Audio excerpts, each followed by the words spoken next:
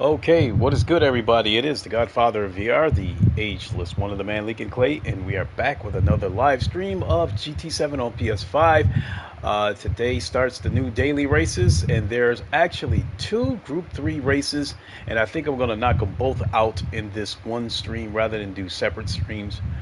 Um, but before we get started, I think I wanted to talk a little bit about the player base of this game. When this game first came out, it was quite the hype, at least for a day or two, until people saw the egregious microtransactions, which sparked a lot of controversy. And then I think the damage controlled response from Polyphony Digital um, didn't set in well with people either. So they made some adjustments to the economy of the game. But I was checking Twitch. I've been checking Twitch over the past week, and when GT7 first launched, I could go to Twitch and I could easily see over 100,000 viewers. The last couple of times that I checked Twitch, I think I saw no more than 2,000 players or 2,000 viewers on Twitch. So I guess the better question to this stream should be um, is GT7 losing viewers rather than players? So I can't speak to the players, but I can definitely speak to the viewers. So actually, I want to take a quick second. I'm going to flip back to my PC because my PC is running as well. So I'm going to take a quick look and see what the viewership looks like. So currently, Gran Turismo 7 has 1,300 viewers. iRacing has 800 viewers, and a Set of Corsa Competizione has 712 viewers. Something about a Set of Corsa Competizione on Twitch, it seems like they have two channels. To me, it seems like they have an English channel and a foreign channel. I don't know. The one that seems to have more viewers tends to have streams that are in different languages. So yeah, 1,300 viewers. That's a far cry from the 100,000 that I saw when the game first came out. Um, so I'm wondering, did that Rockstar type move that Polyphony Digital and Sony did with this game, did that turn people off and drive them away from the game? Or is this a case of, the hype's over and people are moving on to another game? Or is it both? Crazy as it sounds, I'm hoping this turns out to be a blessing in disguise. Why do I say that? Because it's kind of changing the subject a little bit, but today I made a post on Twitter that Sony is sending out emails introducing PlayStation VR 2. And when I read the article, it said that Sony should be revealing the headset any day now. And it makes me question, why would you reveal the headset if it's a whole year away? I mean, if you're going to reveal the headset, you're going to have to if you want to keep people tuned in for the next year, you're going to have to keep releasing bits of information over the next year, which these little tiny tidbits are kind of getting on my nerves. It's gotten to the point where I'm not interested in small shit until it's time to really release it. But I'm hoping that this latest bit about Sony sending out introduction emails for PSVR 2, I'm hoping that's a sign that the headset will still release this year. I don't get why they're waiting until next year to release the headset. Um,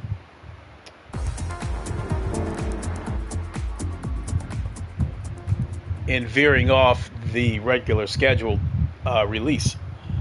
So what I'm hoping is that in the case of with this being relative to GT7, I think the initial viewership and player base that this game had, like the first day or two that it launched, I don't think they're going to get that back.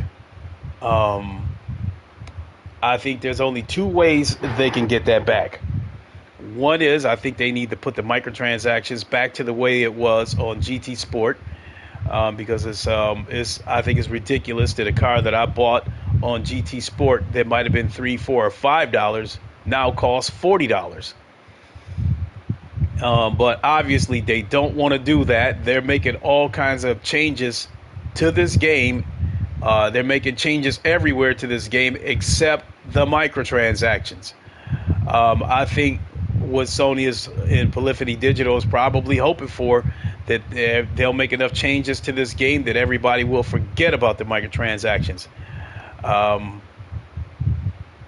And I think the only other way people may forget about the microtransactions is to maybe go ahead and release PSVR 2 ahead of schedule, because I think when PSVR 2 releases, I think GT7 is probably going to be the flagship game for the headset.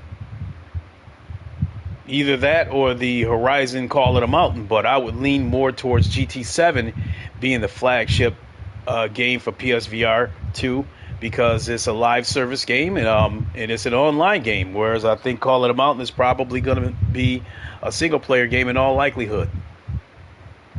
So I think I got that little tidbit out of the way. But I'm going to keep my eyes open, continue to watch the landscape over on Twitch, and see if and try to see if the low viewership that I'm seeing is got something to do with the hours that I might be watching them. In the case of Assetto Corsa Competizione, that game is based on the British GT circuit, so naturally the majority of the audience of that game would be from the UK and Europe. So if you were to check it out, Assetto Corsa Competizione, during peak hours or during prime time hours in the UK and in Europe, you're going to see more active people there. Whereas I think if you were to say, in my case, if you were to go to Assetto Corsa Competizione at 11 p.m. Eastern time, the servers are going to be kind of empty, because most of the UK and in Europe and Germany is asleep. So that relative to GT7, this is a game to me that reaches audiences worldwide. So I feel like the viewership should be more consistent and not so much have peak hours. I think this game is a big hit in America as well as Europe. So, but we'll see. If I were to come back at a certain time and see that there's 10, 15,000 viewers, then okay, then I retract what I'm saying a little bit. But right now, from what I'm seeing, I mean, this game has fallen off big time from the first day or two that it launched. So, but enough of that. Let's go ahead. We've got a couple of new daily races. One on Spa, one on I think Trial Mountain. And as I said before, I think I'm going to go ahead and both out in this one stream.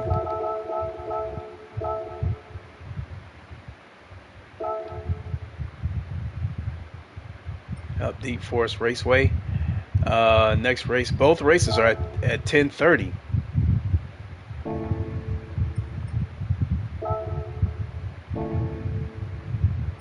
So I think we'll go with Deep Forest Raceway first. What I don't know is what car I'm going to go with.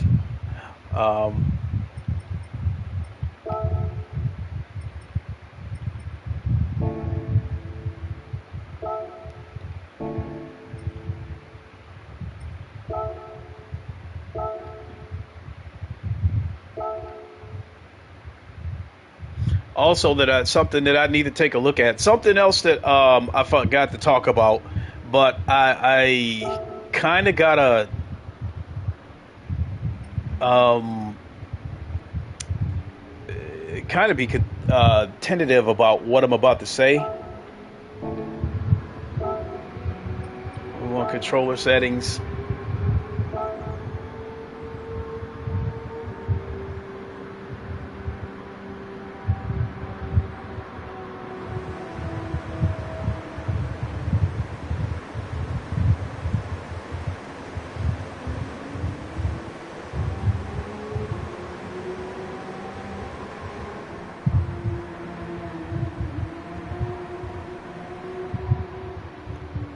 CF down.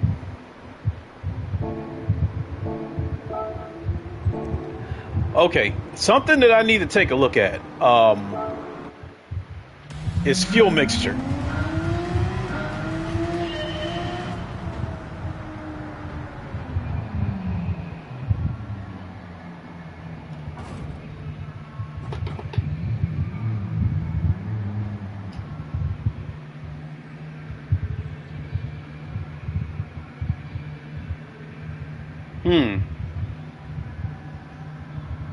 Course map, radar session. There we go.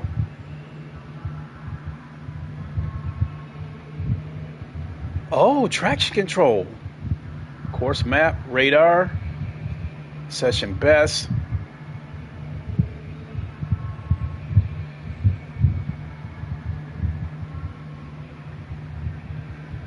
So what I need to find now is because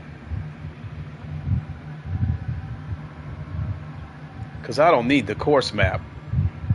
I don't need that. The radar, I don't think I really need that. The weather radar, I don't think I really need that. So what I need to take a look at is the fuel mixture. I think this is going to be, I don't know how many laps this race is going to be, but fuel mixture is definitely going to come into play.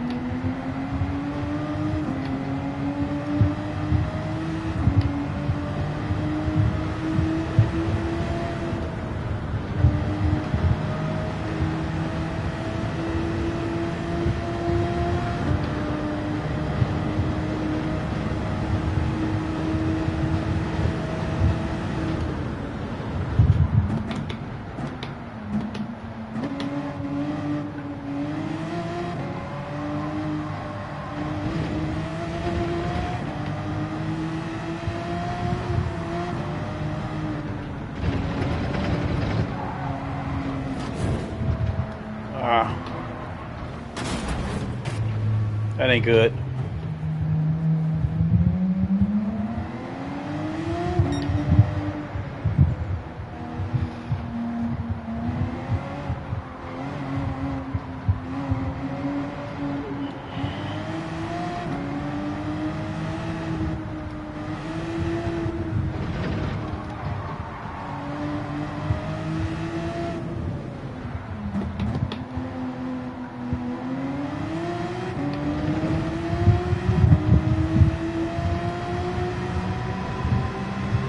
Ooh, almost hit the wall.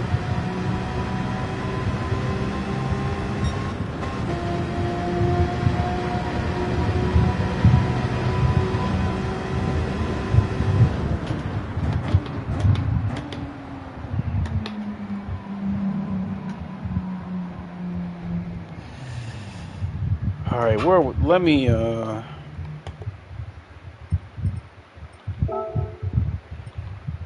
control settings, steering, force feedback, torque, force sensitivity.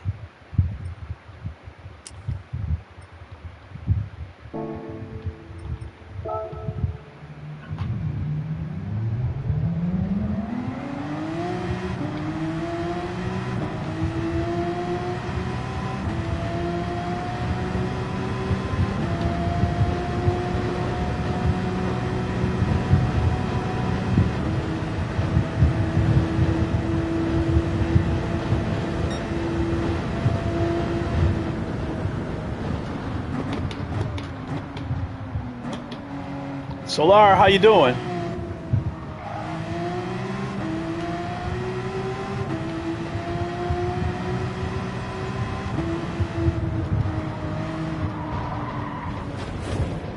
All right. It's obvious I can't go through there as fast as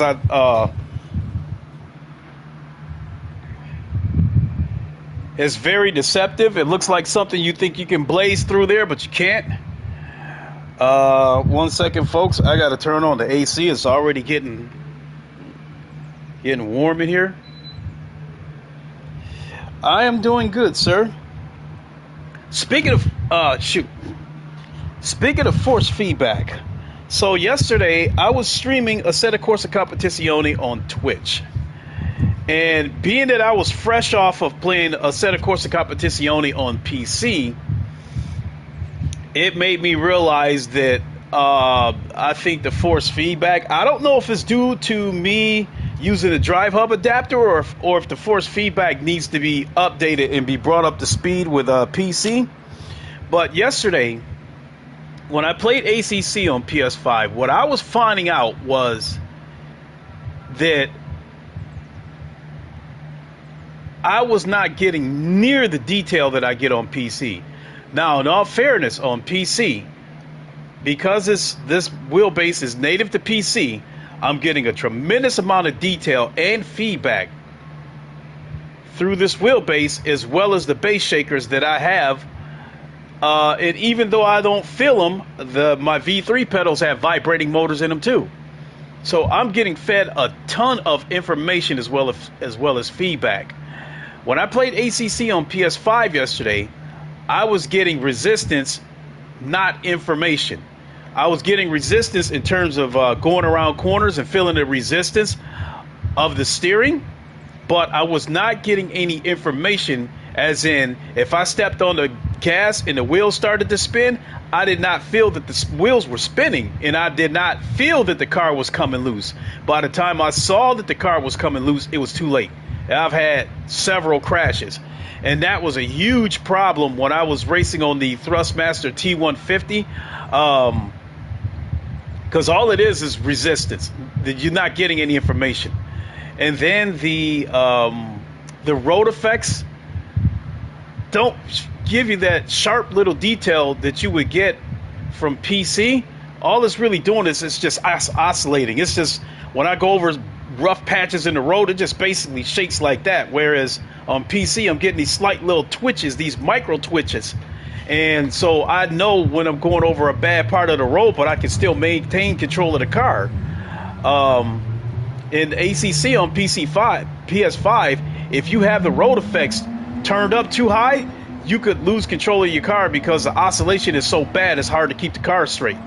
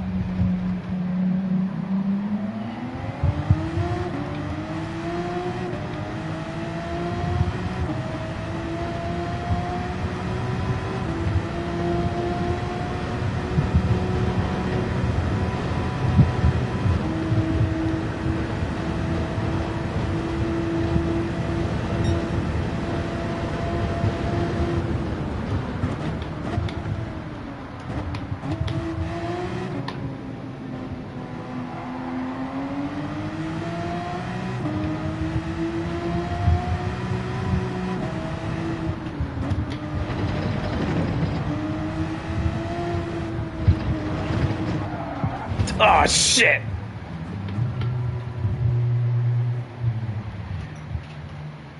Solar, hold on. Let me bring up your comment.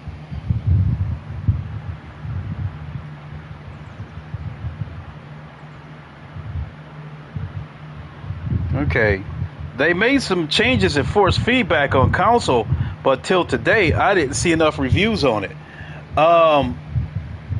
So unless there was an update yesterday or this morning on a set of Corsa Competizione on PS5, they're still currently on version 1.7. So on this hub, you can't adjust anything.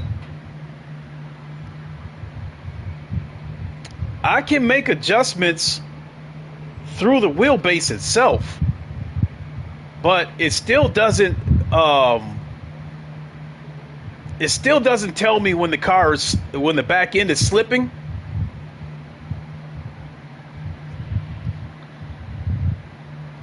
As far as that goes, I'm not even like I'll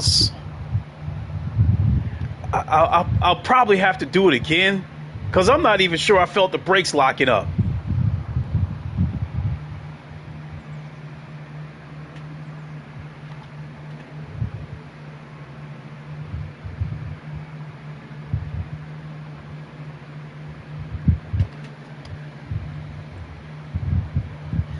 So now, now my wheels are really spinning thinking about this, because what prompted me to notice that I wasn't getting the detailed information is I was racing on Monza, and I forgot the name of the name of the curve. I don't think it's the Parabolica. I forgot the name of the curve. In any case, I was carrying speed into that corner. That's fine. Once I got the car lined up to where I thought I wanted it, I hit it, I punched it, and the weight was still shifting, and I didn't realize it. And when I punched it, the back end just came loose. If I would have been on PC, I would have been able to feel it, that the back end of the car was not lined up yet, so I wouldn't have been able to punch it yet. And then the other thing is this hood view. This ain't going to be a good race. And I'm not even going to bother warming up. So the other thing is this hood view. I have no idea whatsoever that the back end is coming loose until it's almost cocked at like 35 degrees. On PC, it doesn't matter what angle, it doesn't matter what camera angle that I'm using. The amount of feedback and information that I'm getting, I know when the car is becoming unstable. And I guess that's what it comes down to, is that I'm not getting the small details.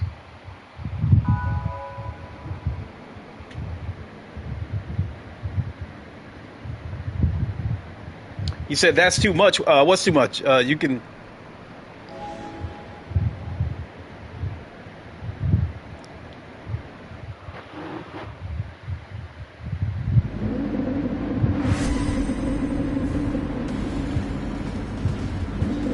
I think on GT7, because this game is still a little bit arcadey, the back end of the car doesn't become super unstable.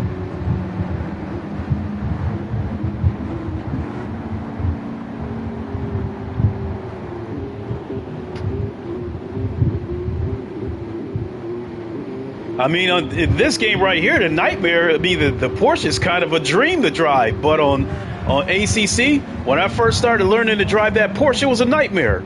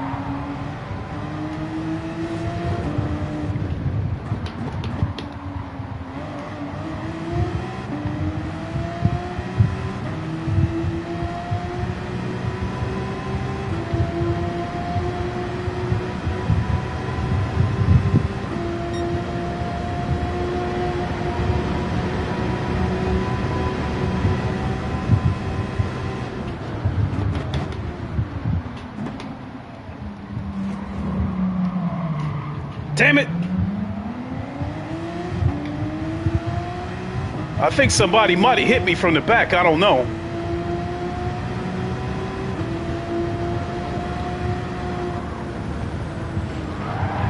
Now, I didn't mean to do that either.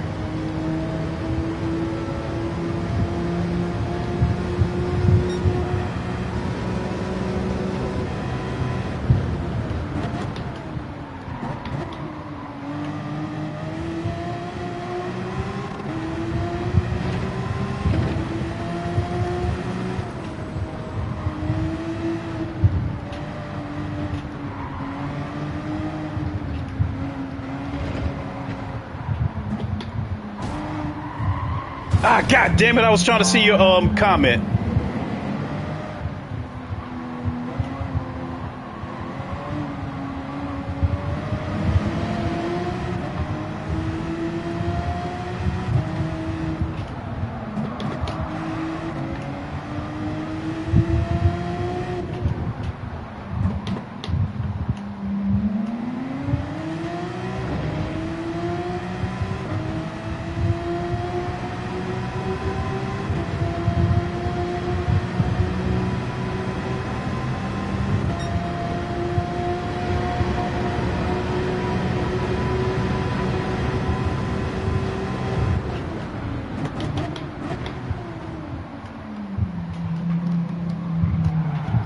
What the fuck?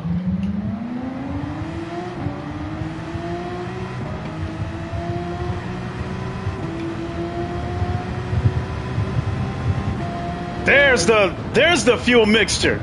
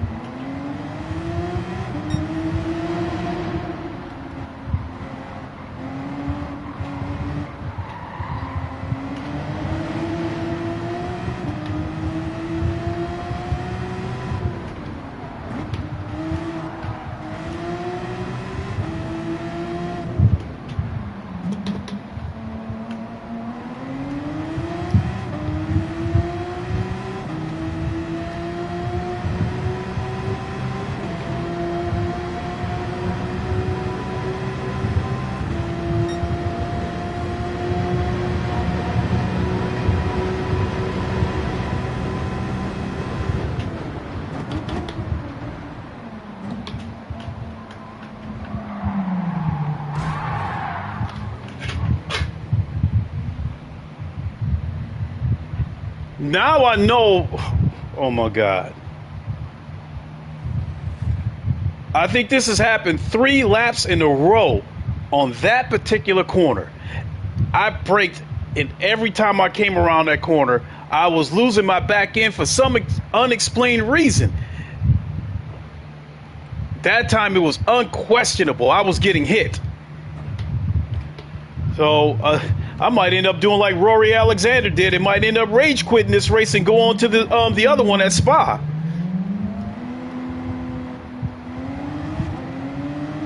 Just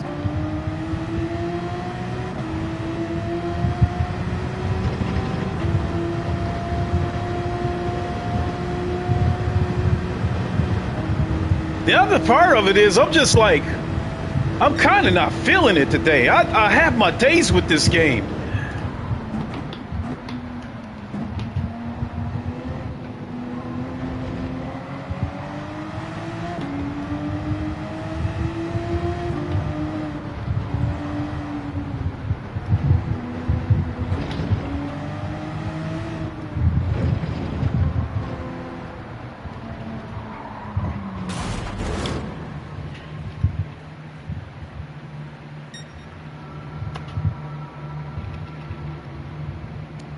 Oh, this is a 5-lap race. Let's just go ahead and hang it up. Let's move on over to Spa. I'm sorry, folks.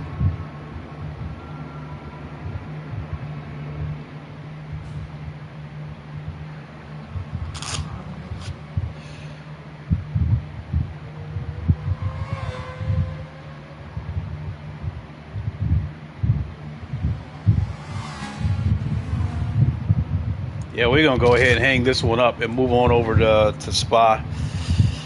I'm just not feeling it. At least not this track.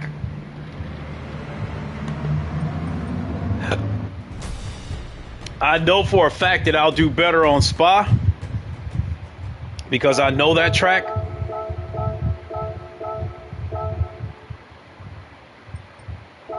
As far as Spa goes, the only thing I really have to be concerned about is the Eau Rouge, because the Eau Rouge is my nemesis on ACC. If I play it safe, I can get through the Eau Rouge, but it hurts my lap time something fierce. I think normally on ACC, when I race tentatively and I'm being scared of the Eau Rouge, I turn in laps like 225, 224. When I'm dialed in and I'm not scared of the Eau Rouge, I'm turning in 223s.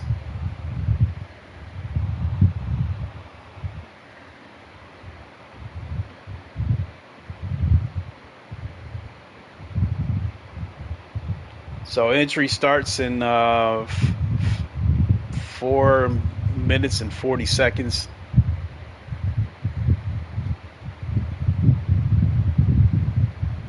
Number of 16 cars in this race? Is that how many people entered this race, or is that how many cars that this race is going to hold? That's interesting. Now, while we're on that subject, Z28 Gaming put out a video, and he's wondering why the daily race lobbies are, according to him, kind of empty. And let's put it a different way. He's wondering why they have not implemented crossplay with PS4 so they can fill up these daily race lobbies. And I wanted to chime in, but it would have took forever for me to type it out, so I just left it alone. I'm saying it here. PSVR 2. You guys heard me say it so many times. If they allow crossplay, even if they allow crossplay with PS4, as far as PSVR 2 goes, I don't know.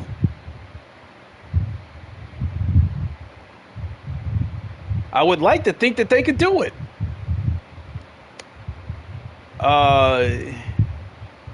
Because I guess if you got it done right, I would like to think that crossplay between PS4 and PS5 and people who want to race on PSVR, it should be possible. You just won't have PSVR support on the PS4 version of the game. Otherwise, you won't have the multiplayer. So that's I don't know. Case in point, it can be done. It can be done. Case in point is Star Wars Star Wars Squadrons. That game is crossplay between PC, Xbox, and PlayStation. It also supports VR, whether you want to play, whether you want to be on PlayStation VR or whether you're on PC. It's all crossplay. Everybody can play. So, in the case of this game, I don't see any reason why they shouldn't be able to do crossplay between PS4, PS5, and PSVR 2. It's just that the current PSVR will be left out because the PS4 does not have enough power to be able to run GT7 VR multiplayer. That's all to it. But as far as like the other thing that he fussed about was the 20-player lobbies. And at that point, I'm like, that's a no-brainer. They got to save resources for PSVR 2. In the case of Assetto Corsa Competizione, that game renders 30 cars. When I first heard that the game was going to be able to render 30 cars, 4K 60, I said, man, I was like, man, I'm not sure the PS5 would be able to do PSVR on top of all that. Because now now you're really stressing the console out, and something is going to end up something's going to give. Either the game's going to look like shit or it's going to run like shit. But I remain hopeful on ACC. If it gets PSVR 2 support and still able to maintain 30 cars, hey, that's a miracle.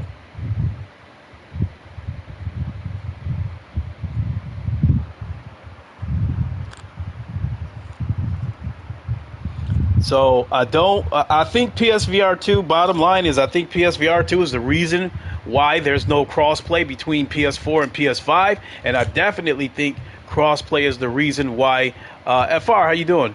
I definitely think PSVR 2 is the reason why you only have 20 car lobbies versus 30. Because if you don't, just like on ACC, if you don't implement VR support, I don't see any reason why this game can't have 30 car lobbies.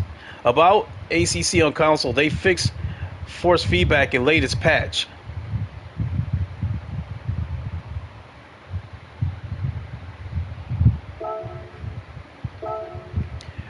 And see, first of all, I'm gonna have to go check and see what version we're on, because the last version that I've known about was version 1.7.10.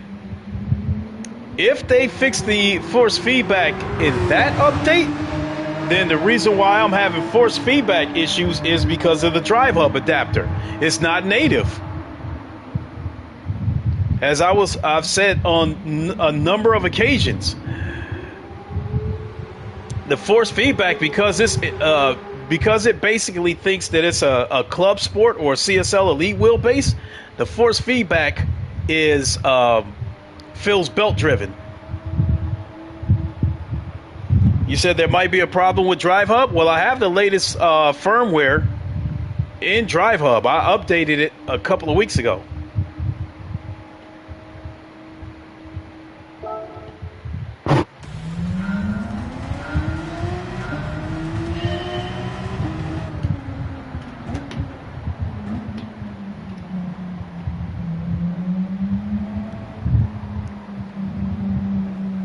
Oh, yeah, something else. I gotta change the force feedback setting sensitivity, turned it down to 500, because I don't have a circular wheel, so it's really awkward having to try to crank it over like that. This wheel's not really meant for that kind of stuff.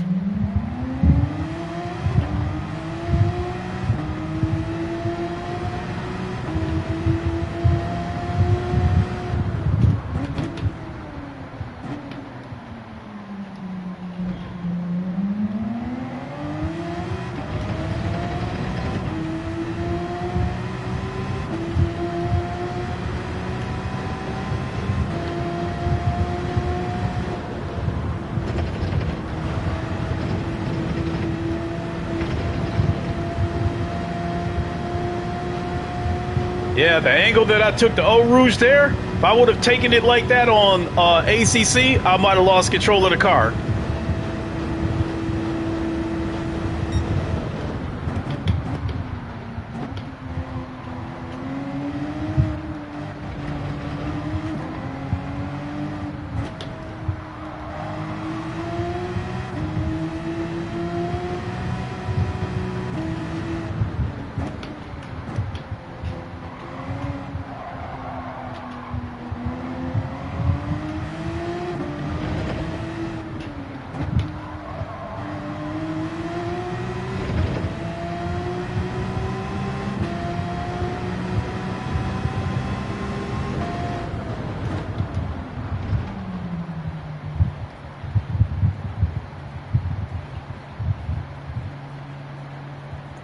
Looking for the fuel mixture. Okay, so what the hell we got going on here?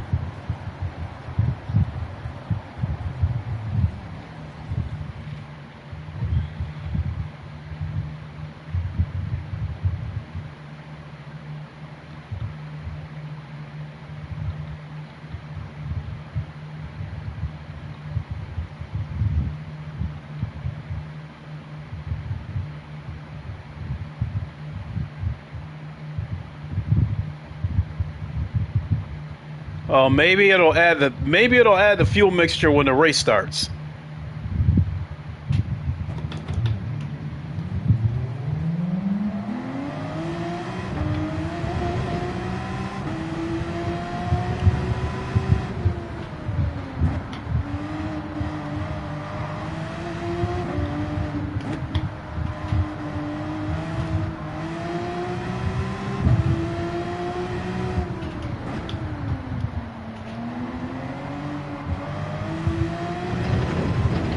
Sorry. What are you apologizing for?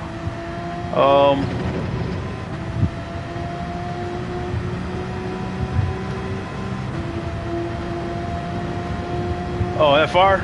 Okay.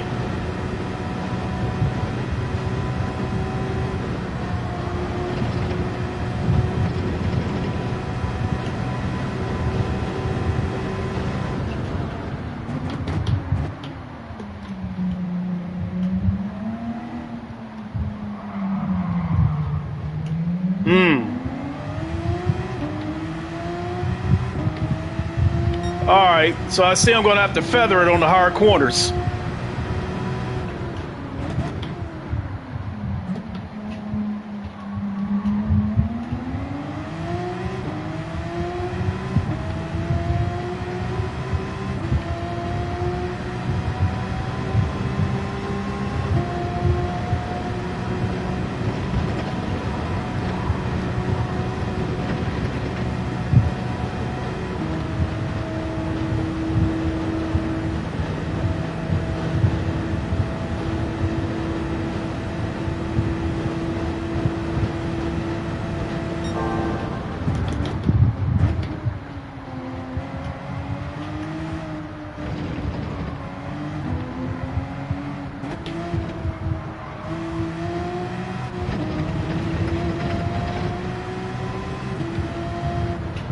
Oh my God.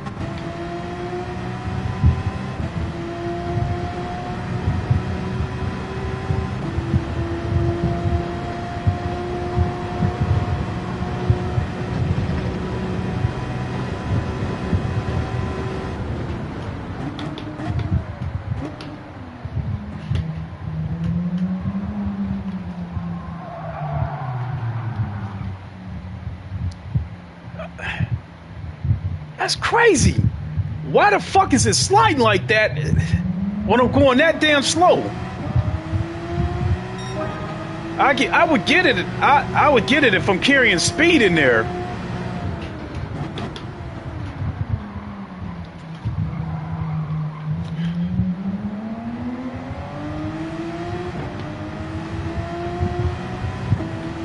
Said I don't know what that hub, but I'm sure it's doing something weird.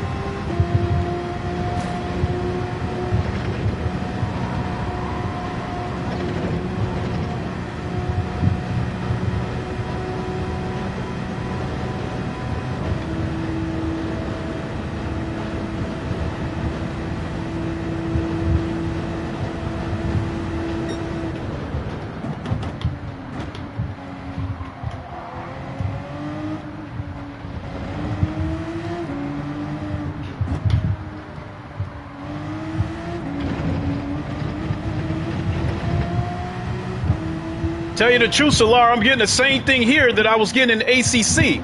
I'm getting resistance, but I'm not getting information.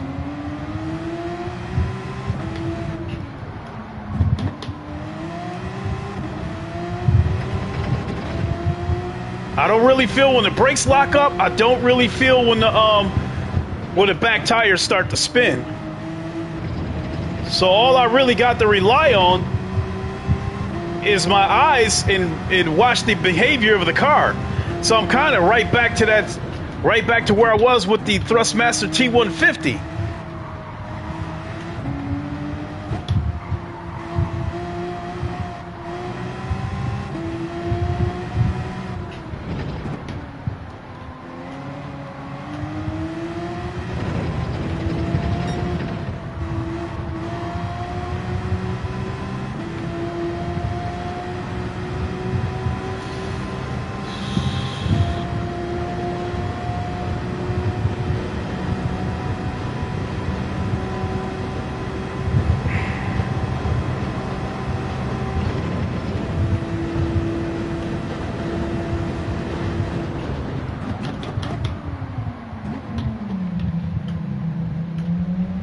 My son doesn't want this PC. He doesn't want this PS5.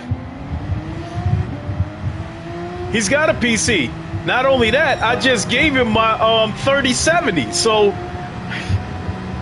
he doesn't even touch his Xbox.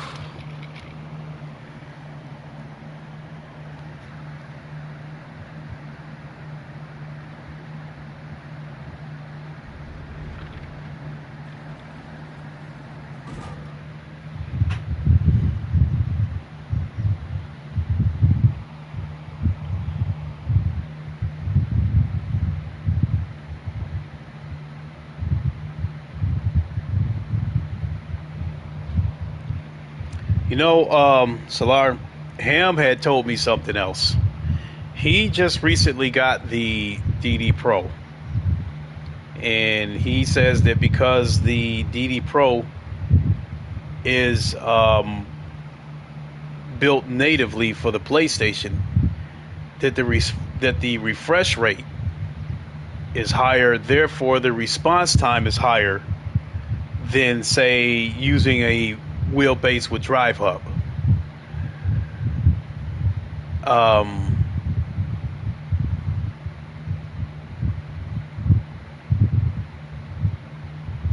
I guess I just never.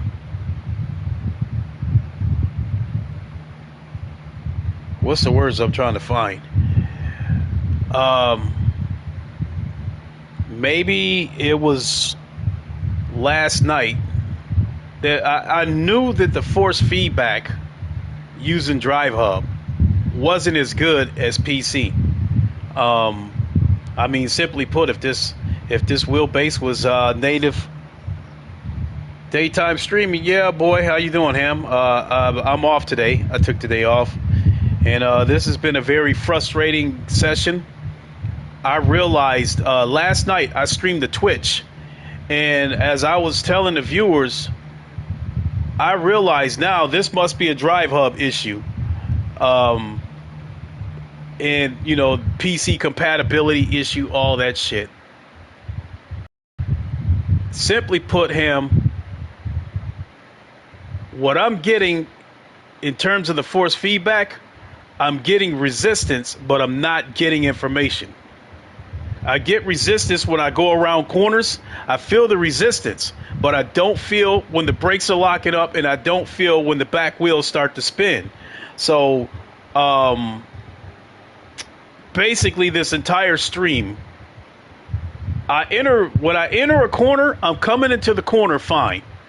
Getting out of the corner, I'm trying to get good exits out of the corner, and the back end is just coming loose. And in some cases, when I come to like a very sharp corner, I'm braking and I take my foot off the gas, take my foot off the brake and let the car coast around the corner, and it's oversteering.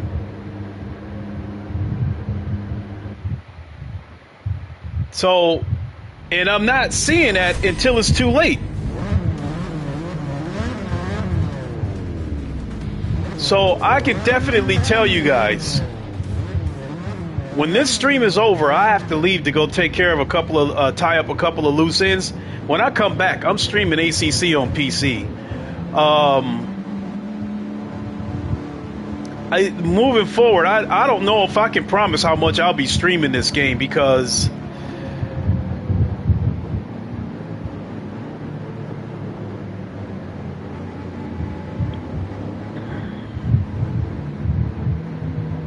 I can't be aggressive if I'm not getting the information.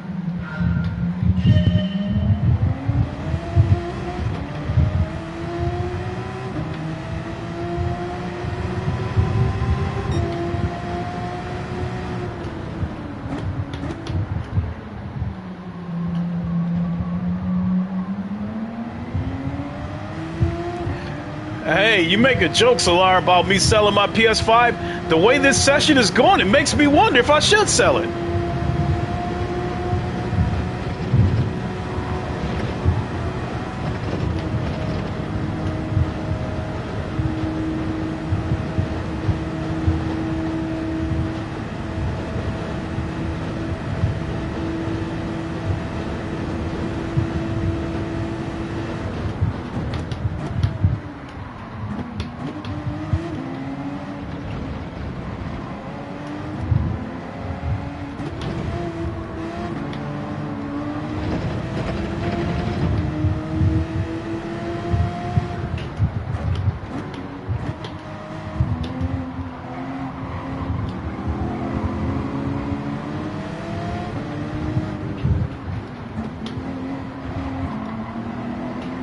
I'm having to do a lot of short shifting to account for the wheel slippage.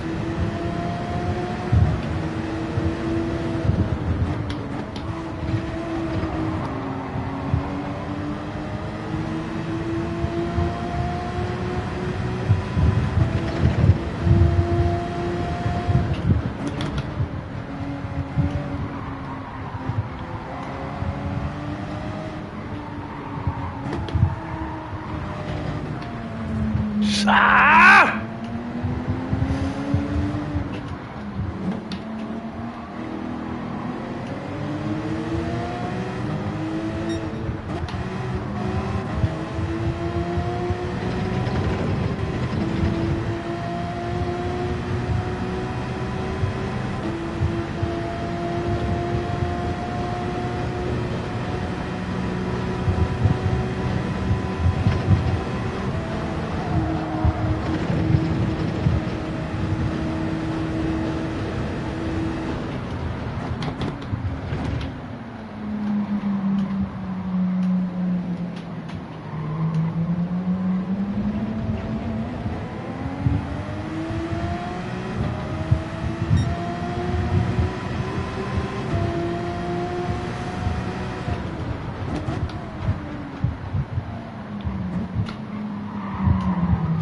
Damn it! There it goes again.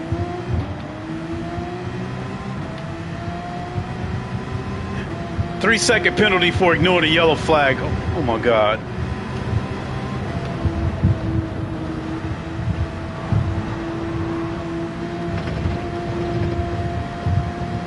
Yeah, I think that ground's getting wet. I'm starting to see a little bit of a mist.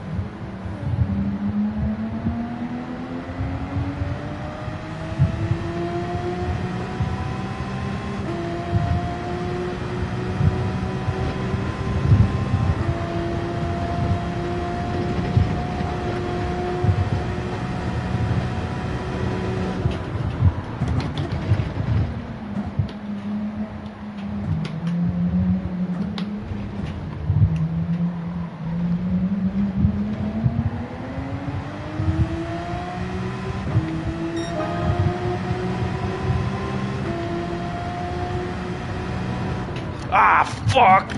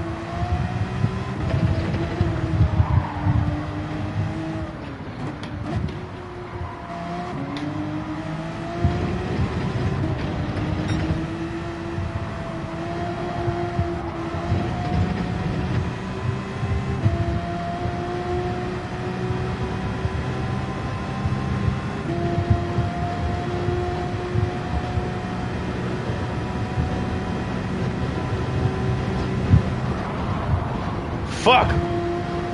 Gonna get a penalty for that. And this asshole's... Fuck, you wanna bump? Let's go ahead and bump. Just...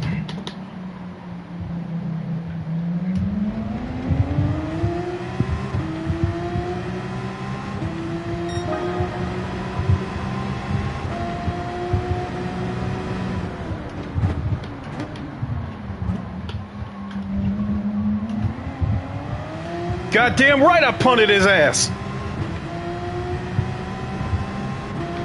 Yeah, Progs, it's not a good day at all.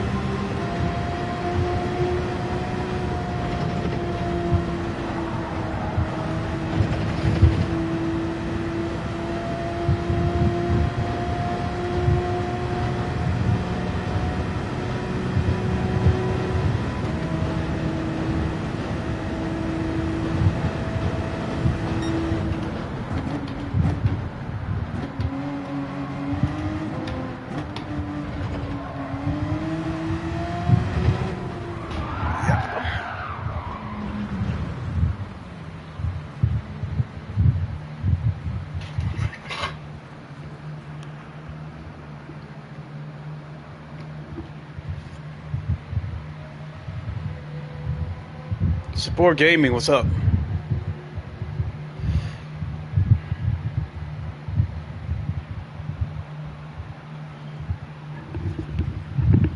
What's up, Barry White?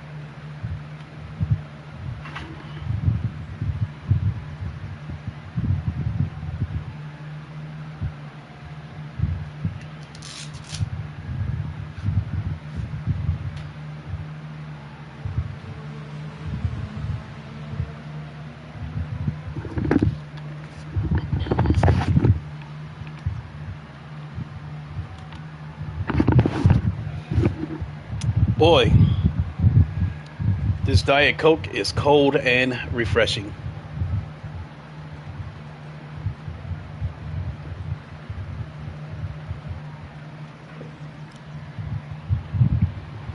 All right, let's check some comments.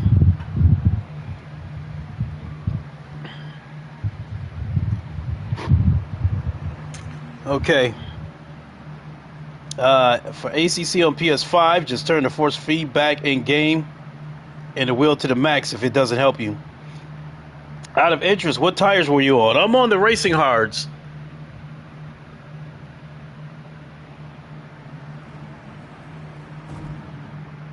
So, Solar, actually, that turning the wheel and all that stuff up to max would be a disaster.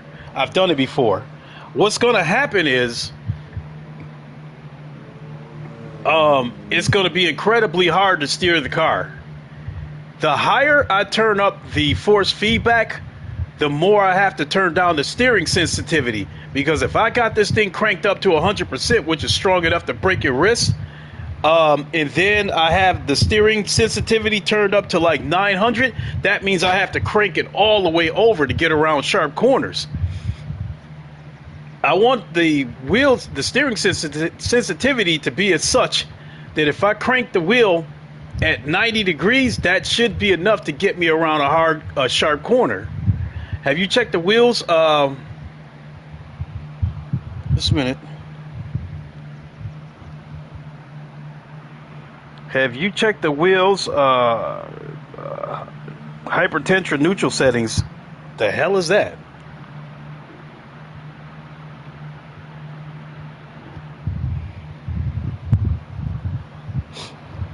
I've never seen something that deep in this game about some neutral settings on tires. So,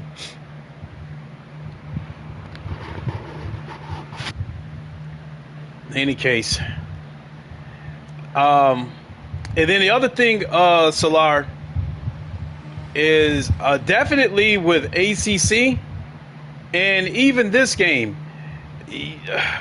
definitely on ACC, I have to turn the road effects down, because if I crank it all the way up to max and then the road effects are turned up to above like 30%, when I go over bad parts of the road, I'm not going to get sharp detail. What I'm going to get is severe oscillation like this, which will essentially make me lose control of the car.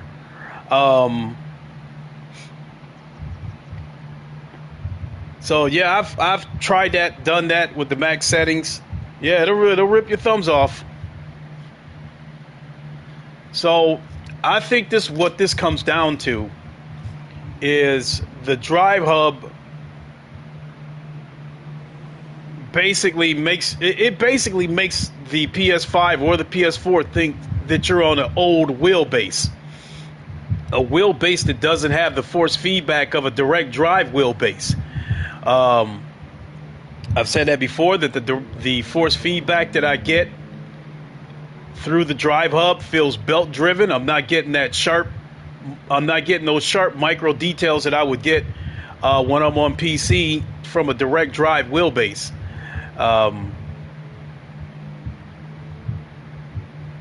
I would put it this way, that when I'm racing on PC, on ACC, the details that I'm getting, I'm getting such fine details that I wouldn't even need the base shakers if it came down to it. The base shakers are an added help, because with the base shakers, I feel what's going on through the entire rig and not just the wheelbase.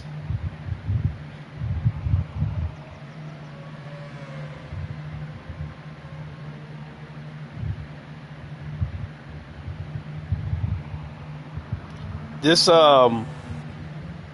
has to be one of my worst outings ever. And the crazy part about it was, last week I had that race won at Brands Hatch. I was in first place until the car ran out of gas with about 100 yards to go, and the car got past me and won the race, and I took second. I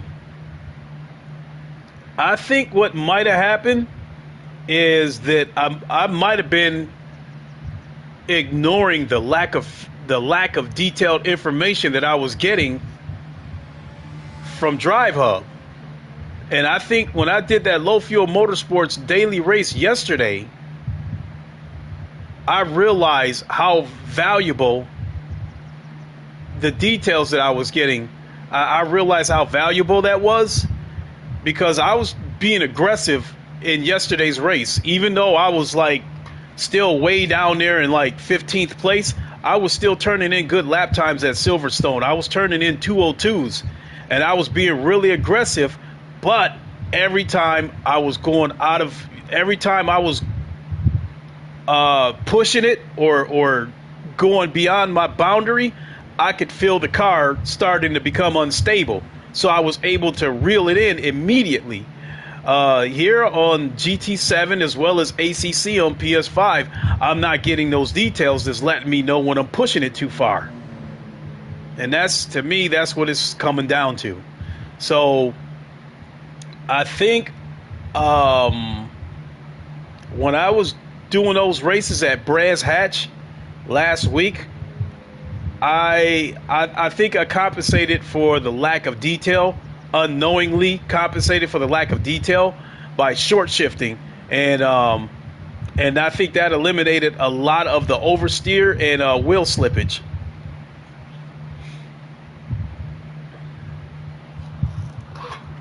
So, not to mention that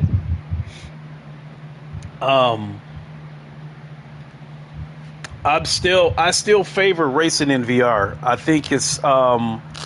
I think racing in VR is not only immersive, it's also informative, because this said, nah, that's not good.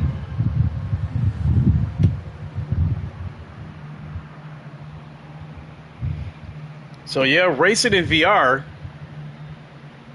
the sense of depth is there. I know how far something actually is.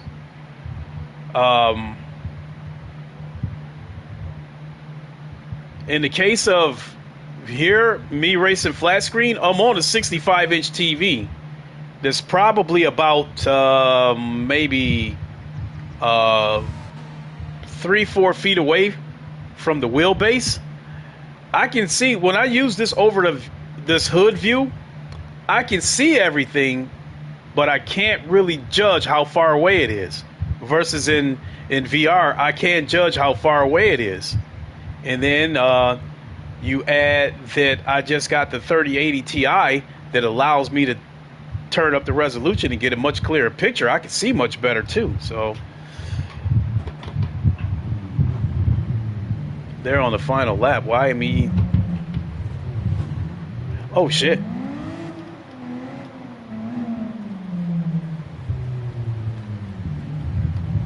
Does your Thrustmaster have native PlayStation support? It does, but honestly, Ham, I was facing the same problem with the Thrustmaster. Now that I remember just like it was yesterday. The big problem with that Thrustmaster, there's two problems with the Thrustmaster. One is the same thing. I'm not getting detailed information. I don't feel when the car is slipping. All I got to rely on is my eyes and watch the behavior of the car. If something's not lining up right, by the time I see that, it's almost too late. The other problem that I with the Thrustmaster is, you know, Ham, with these direct drive wheelbases, as you're going around a corner and you feel the resistance, once you let go of that wheel, or once you take some of the resistance off of the wheel, it'll start to snap back to 0 degrees. The Thrustmaster does not snap back to 0 degrees. I have to put it back at 0 degrees myself. So as I'm going around a corner, I get past the apex and I'm on the straightaway with a direct drive wheelbase that has torque, you can slowly let off the resistance and the wheel will return to 0 degrees as you're on the straightaway. In the case of the Thrustmaster, that's not the case. If I go around a corner, if I go around the right corner, once I get out of that right corner, the wheel won't set itself back to 0. I have to crank it back to 0, and sometimes I overcompensate it and crank it too far the other way. So that being said, I meant to see if Drivehub is filtering out certain feedback. I tried the Thrustmaster probably about a month ago, and you need to set some spring.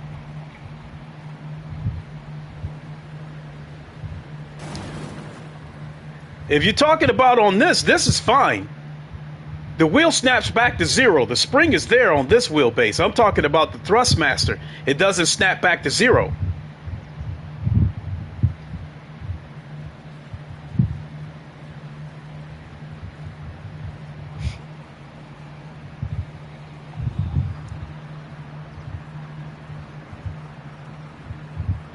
So, Ham, the last time I used the Thrustmaster, I turned up for the most part, Solar, I could care less about the Thrustmaster.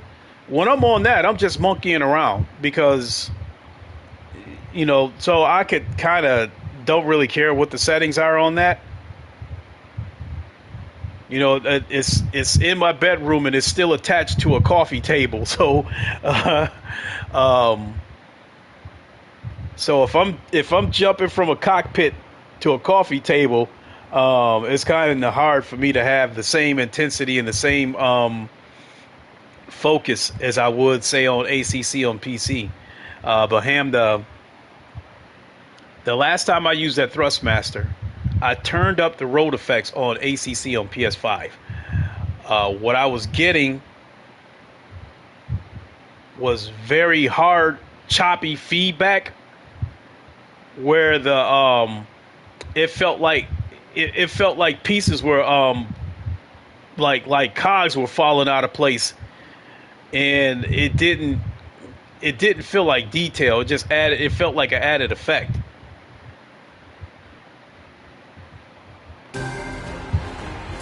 They gave me 0 for my trouble.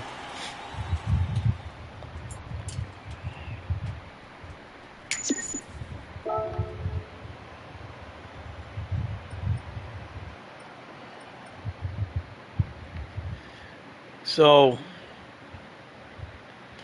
I don't know. Maybe I need to just chalk this up as today's just not my day.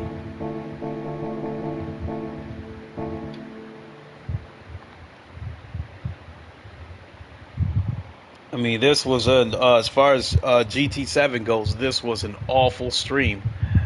Probably the worst.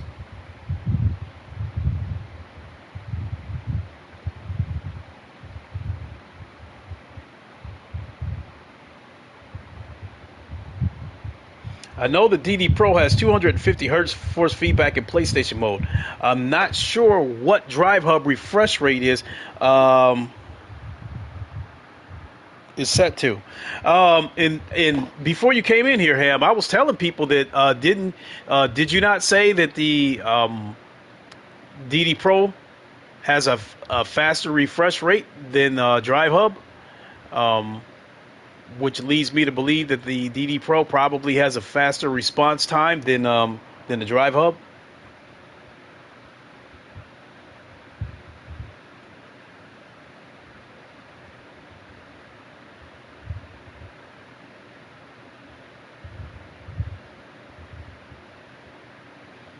So I guess I'm just screwed if that's the case, because I don't want to spend $500-600 for a DD Pro just so I can attach it to a table. It definitely feels a lot better, but I don't know what the spec on Drivehub are.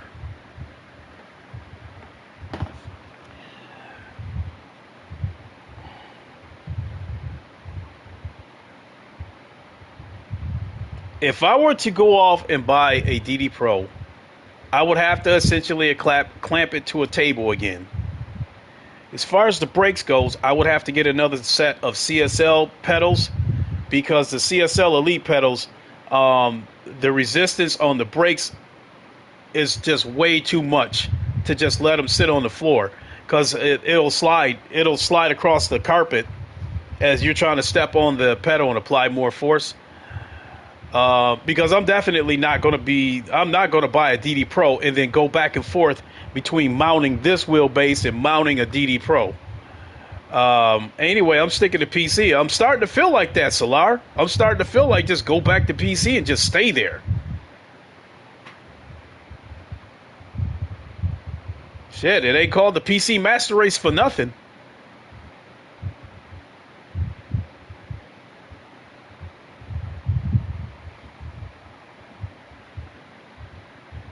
Now, I know how it goes with, yeah, don't do that. Don't buy more bases. Wheel bases, yeah. It doesn't, I don't think it makes sense. So I guess I just have to tough it out with this Drivehub.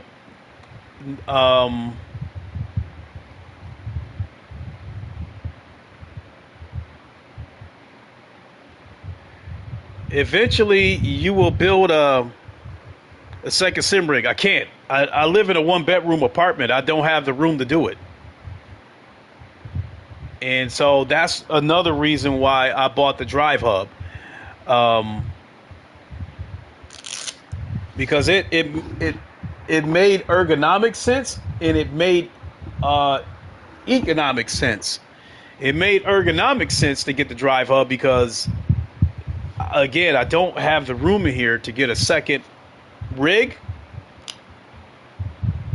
and it made economic sense where I'm only spending $90 for a Drivehub adapter versus buying the DD Pro bundle for $846, and then if I did go off and try to buy another rig, I would probably have to spend about $500 to get a good solid rig.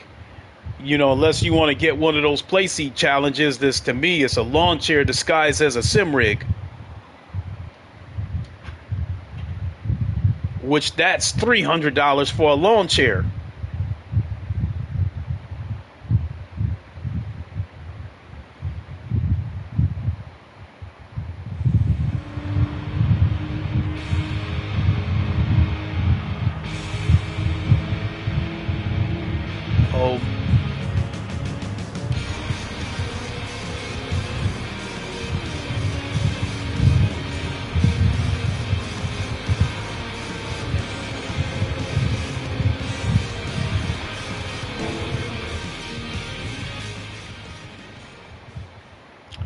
At this moment, I'm leaning heavily towards stopping this stream and immediately coming back on PC on ACC.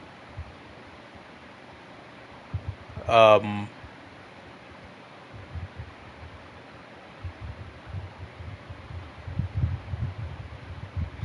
I guess the only thing, in my opinion, as far as the podium F1 wheelbase is available again from June. You want to send me the $1,800? And that's the funny part about it. I didn't want to spend the $1,800 for that Formula DD1 wheelbase, but the money that I spent on this one, I might as well had bought it. $1,200 for the wheelbase, $200 for the wheel, so we're up to $1,400, and then another $100 for the metal quick release. We're at $1,500. Now, if you buy the if you were to buy the DD1 PC version along with a Formula One wheel, I think the Formula One wheels cost I think they start at $350. So yeah, you're at $1,500. So hindsight is 2020.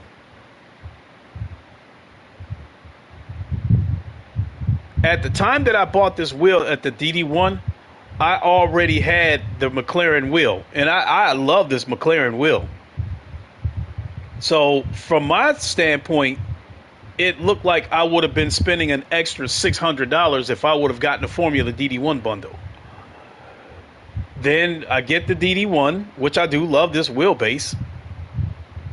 And then, oh shit, I realize I need the metal quick release because you can't activate the high torque without it. Or you could cut the stem off of the plastic quick release, but once it goes into high torque mode, it will inevitably crack that collar. So I buy the metal quick release for $100, and again, it put the cost up to $1,500. So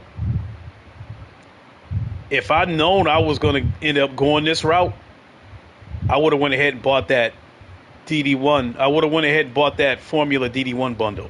But you have to keep in mind that when I started this journey of buying all this sim racing equipment, it didn't start out like that. All I intended to do was buy the CSL DD, the McLaren racing wheel, and a set of pedals, and clamp it all to a table, and I was going to be fine with that.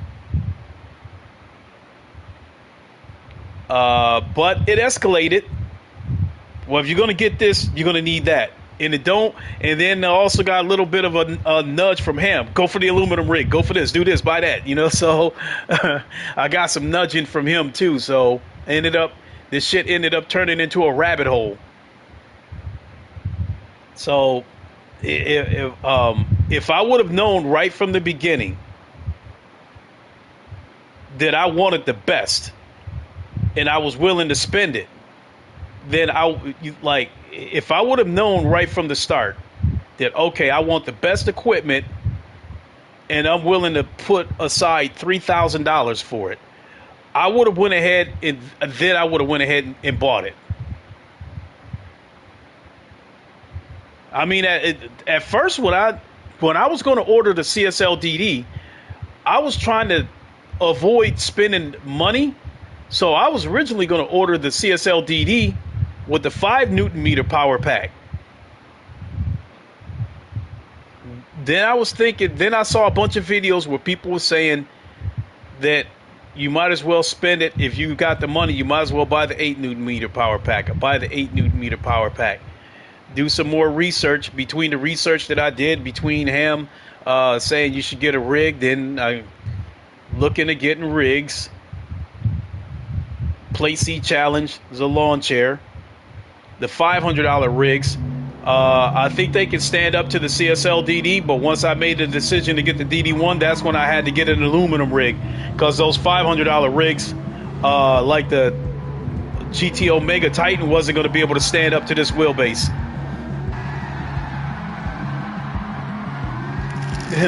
He said, I like spending money. Solar, I started researching around 7 months ago which and what to buy for the rig. What rig do you have? I guess at the end of the day, I don't know each and every rig out there. What I do know, you say you like spending my money.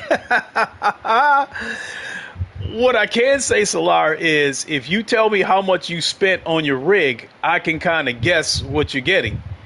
You know, if you tell me you spent $300, then I know you're getting a lawn chair. If you tell me you spent $500, then you're getting a mid-tier rig.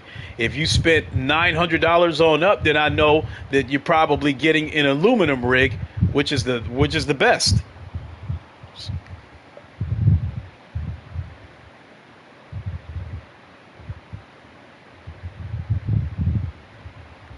God, I don't even have any desire to go back in there.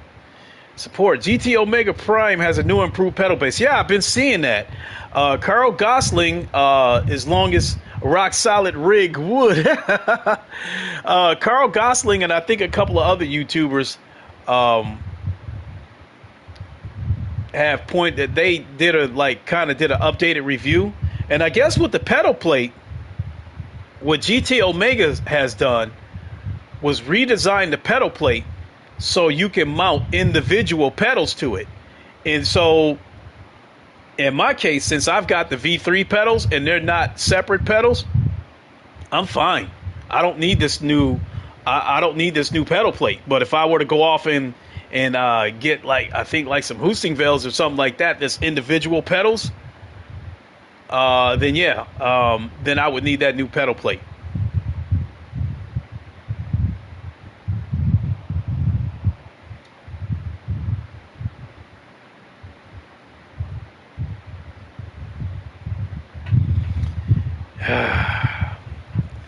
So yeah, I'm feeling like jumping on over to ACC, going into an open lobby, which I know I'm gonna run the risk of getting wiped out from the dive bombers and stuff like that.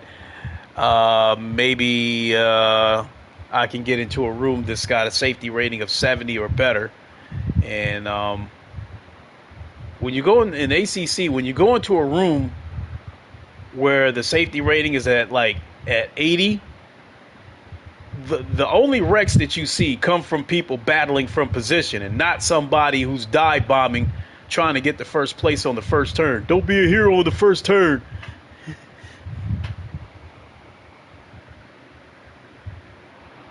I think I can turn the AC off.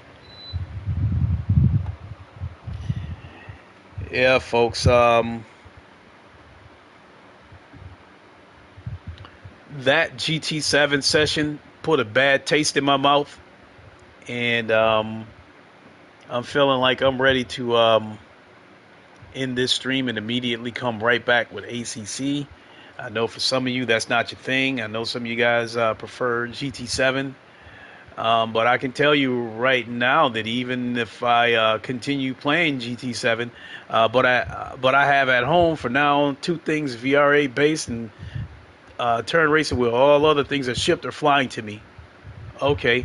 So seriously, Solar, what are you getting for a rig? I mean, what do you got, or what are you getting?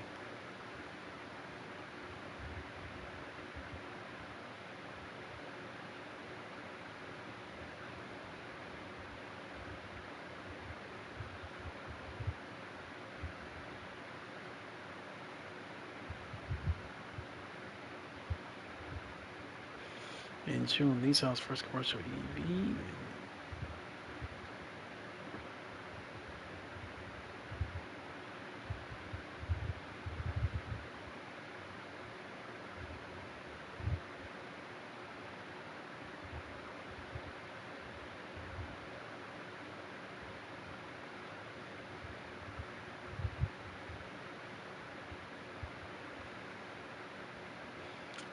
VRS pedal, sparkle seat.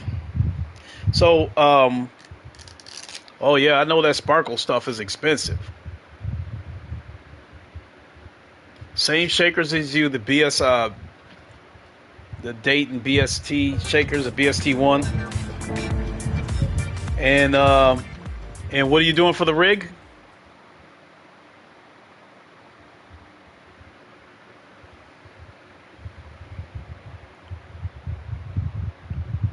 HP Reverb V2. Okay. I mean, that's fine if you're only going to use it for sim racing. The controls, from what I understand on the Reverb G2, they're not as good as the tracking's not as good as the Oculus controllers. But for sim racing, it'll be great because you're getting a true 4K headset.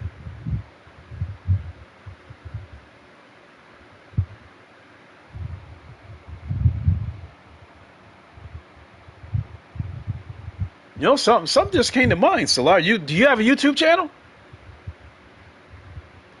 Because if you do have a YouTube channel, Solar, once you get all this stuff set up, i7 12700K, Turf Gaming 3080 Ti, 12 RAM, 32 RAM, DDR5.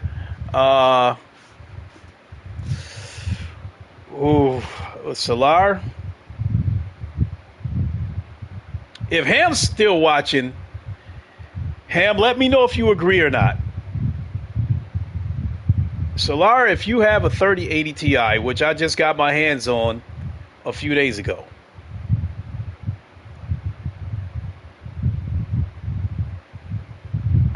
I'm leaning towards, but I'm in Ham's Discord. Okay, okay, so you could stream races that way in the Discord. Solar, I want to say something about that i7. Both Ham and I have i9 12900Ks. Especially if you're going to be racing in VR, I don't know. You're probably going to need the extra compute. I would like to say, for now, I'm not going to stress about streaming. Maybe later this year. Okay. Okay, so rather than me suggest it, let me ask Ham if he's still watching. Ham, would you recommend that Solar jumps up to an i9 12900K to work in tandem with the 30? Yes, for stream, I need one more PC. So, Ham, would you recommend that Solar goes with the i9 12900K?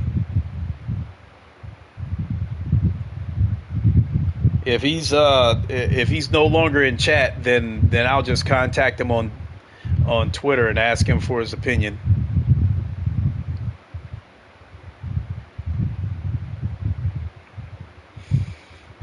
I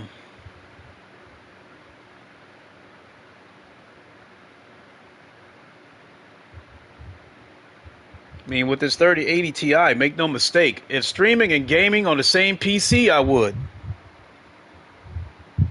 Okay, there's your answer right there, Solar. If you're going to be streaming and gaming on the same PC, then he recommends jumping up to the i9 12900K. But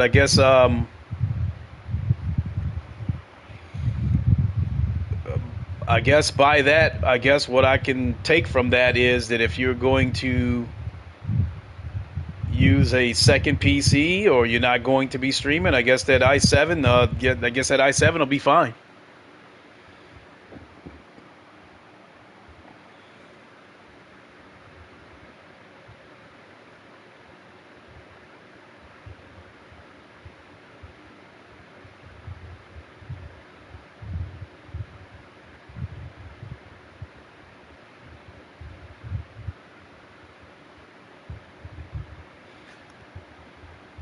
I'm still, I don't know if shock's the word I want to use, but I'm still sitting here feeling some type of way from that awful session that I just had.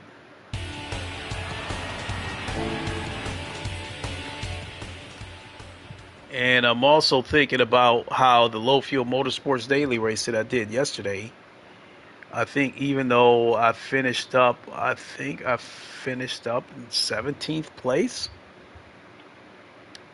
It still felt good. I was still turning in what I thought was good lap times. I thought I was turning in lap times that were good enough that if I were racing in an open lobby, I could have finished in the top 10. These guys on the low fuel motorsports daily race, these guys are faster and they're more disciplined.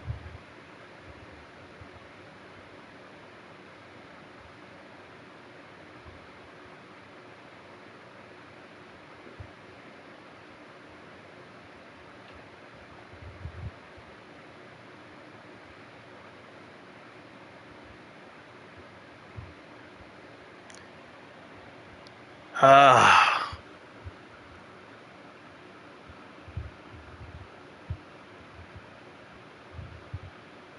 and also, I have some problems with internet provider. The speed isn't constant.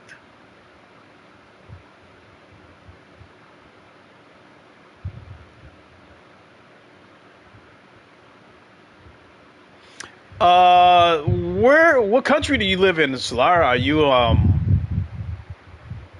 in the Middle East somewhere? Are you in North America? You're in Europe?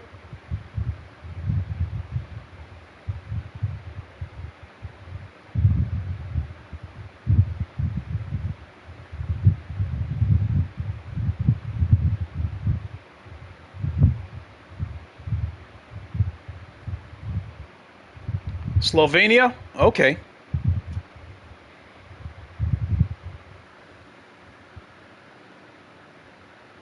Well, thank you for tuning in all the way from Slovenia. Appreciate it.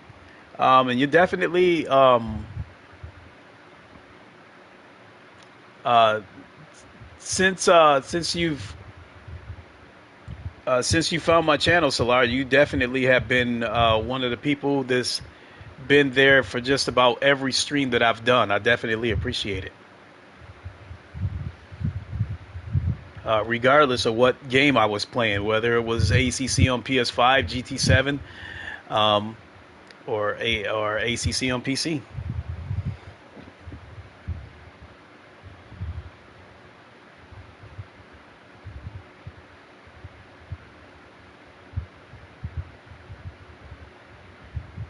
Something that I thought about going back and revisiting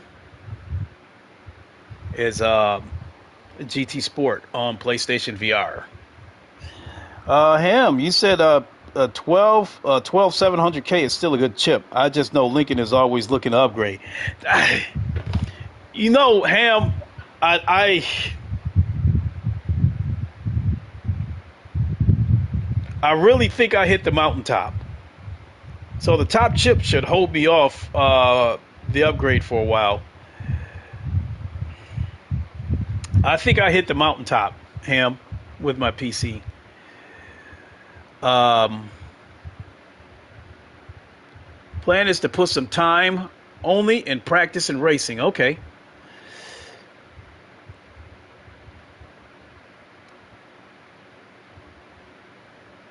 They were planning to put an aircraft engine to that.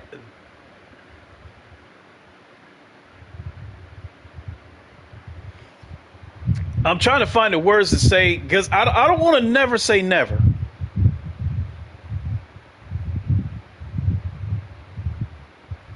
But I feel like this is it. We currently have the fastest GPU on the market. I guess that is until the i12 900KS hits. So in the meantime, I guess we've got the fastest CPUs on the market. I'm going to have to go back and watch some benchmark videos, but I was led to believe that the 3090 was the fastest or the most powerful GPU on the market, and the 3080 Ti was the second. My friend Fatal Charade was in chat yesterday, and he feels that I guess oh shoot, I guess he was saying that the AMD, I guess 6900 XT, if that's what it is, that's the fastest or most powerful or best GPU on the market. So I'm going to have to go back and do some research on that. But regardless, and he was also saying that the 3090 was not meant to be a gaming GPU.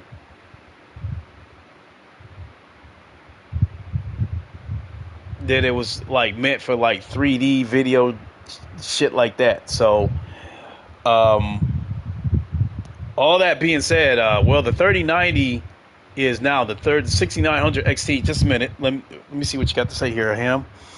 Well, the 3090 Ti is now, which I figured. I don't know if I will chase Ham and you in Porsche in a few weeks. I'll be looking forward to it, Solar. So I knew the 3090, once it hits, it was going to be the most powerful GPU out there. I mean, a couple of articles that I skimmed over was saying that yeah, it's the most powerful out there now. You said, well, the 3090 Ti is now the 6900 XT beat the 3090 in some cases. Normally in 4K, the 3090 beats it. And actually, see, since we play in VR mostly, the 4K resolution performance is the important bit. So I'm guessing some of you guys probably heard of Gamer Nexus. And he had a video saying that the 3080 Ti was a waste of money. I started watching pieces of the video. He felt like the graphics card was expensive. He thought 1200 was too much. And I guess the 6900 XT, I guess he was saying that he kind of flipped it a different way, Ham. He kind of said what you said, but from a different angle. He was saying that people believe that the 3080 Ti beats the he was referring to the 3090. He said the same thing that you said, but he said it from the angle of people think the 3090 beats the 6900 XT. He said in some cases it does, and so he put it like you did.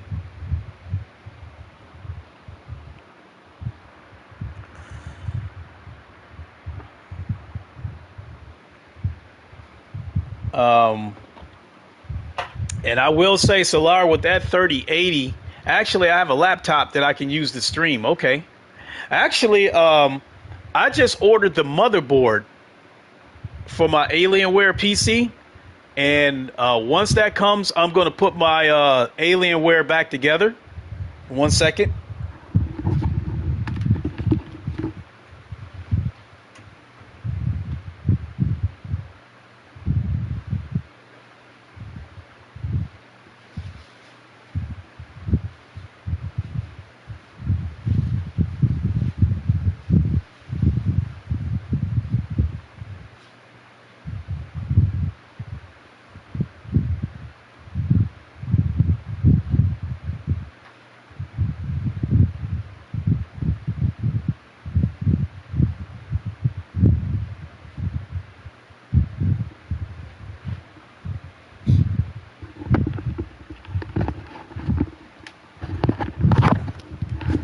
So what I'm holding here is the 2070 that was originally in my Alienware PC when I bought it.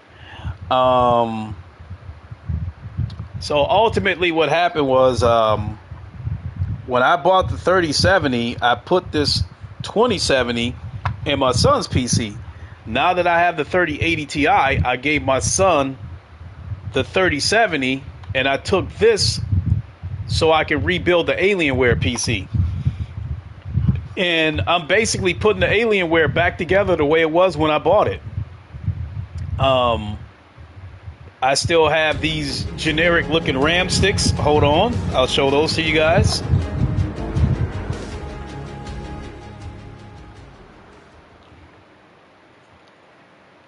These are the generic looking RAM sticks. They came with the Alienware, 16 gigs of RAM. Now here's where we got a problem.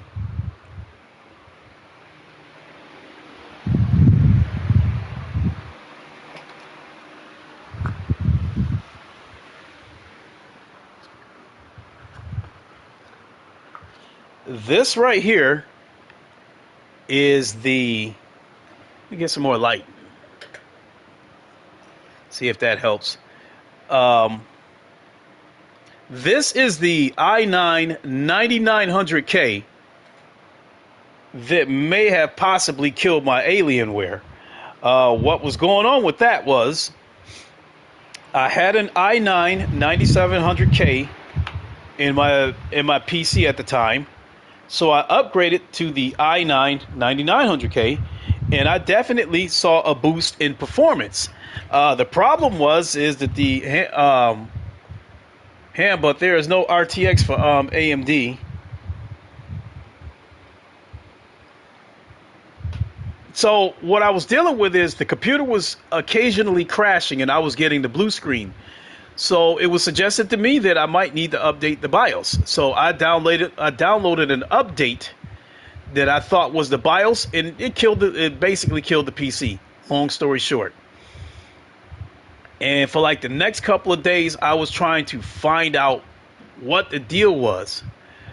And ultimately, it killed the motherboard was killed. The reason why I showed you guys that i9 is I don't know if it still works or not. So when the computer was screwing up, I was flip-flopping back and forth between the i9 and the i7, and I wasn't getting any results. So after a couple of days, I finally figured out that the motherboard was, the motherboard was killed. So the i7 is fine. I was reluctant to put it in my son's computer because I didn't know if it got corrupt or not from the Alienware crashing. But I took the chance and I put it in his PC along with the 32 gigs of RAM that I had in there at the time. And his PC's running beautifully. He absolutely loves it. He's absolutely ecstatic. He can run his VR at 2096p, and most of his VR games he can run at ultra settings. So again, I took the 2070, and I'm going to put it back in the Alienware, and I'm going to put it back to the way it was when I bought it. But I have not figured out what I'm going to do about that i9 yet. If it works, then I'll just put it up for sale on eBay, I think. If it doesn't work, then I don't know. I may fix it. And start all over again, upgrading to Alienware. I don't know. Never say never. God, how much money have I spent over the past couple years? My goodness. So, it's noon here, Eastern Time.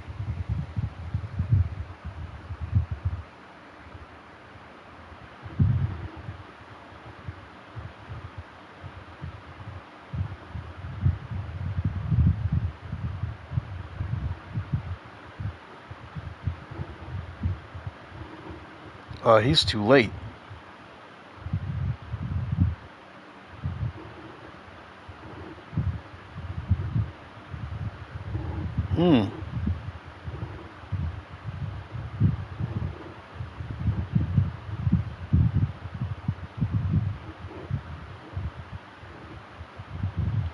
Just looking at some comments, stuff like that. So, yeah, I think we're done here on GT7. I at least know that we're done for the day. I don't know if I will come back.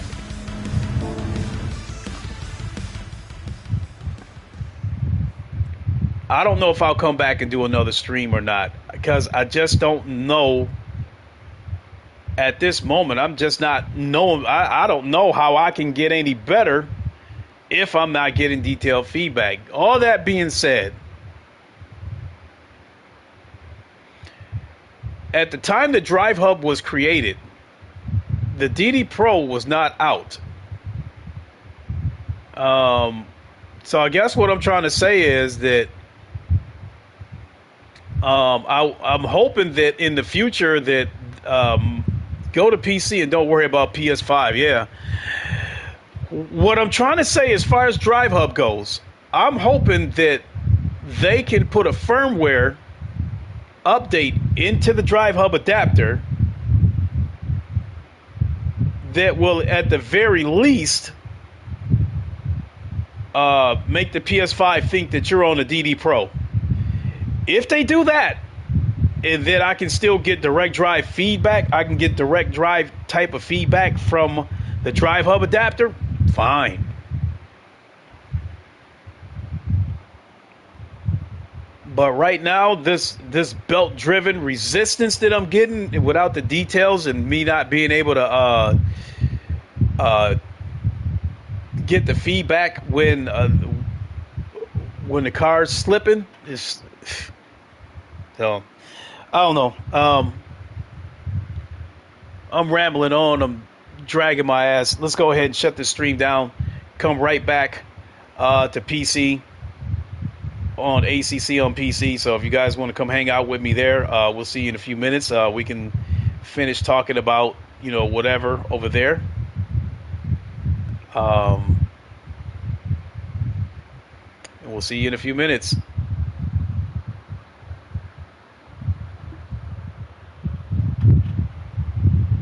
All right, cool. See you in a bit.